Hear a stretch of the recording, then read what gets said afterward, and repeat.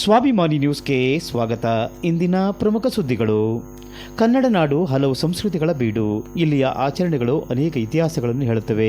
ಇದಕ್ಕೆ ಉದಾಹರಣೆ ಎಂಬಂತೆ ಸಾಗರ ತಾಲೂಕಿನ ತಾಳಗುಪ್ಪ ಹೋಬಳಿಯ ಗಡಿಭಾಗದಲ್ಲಿರುವ ವರದಾ ನದಿ ದಂಡೆಯಲ್ಲಿರುವ ಅತ್ತಿಸಾಲು ಎಂಬ ಊರಿನಲ್ಲಿ ಬಿರುಸು ಎಂಬ ಅತ್ಯಂತ ಪ್ರಾಚೀನ ಪದ್ಧತಿಯ ಆಚರಣೆ ಇಂದಿಗೂ ಕಂಡುಬರುತ್ತದೆ.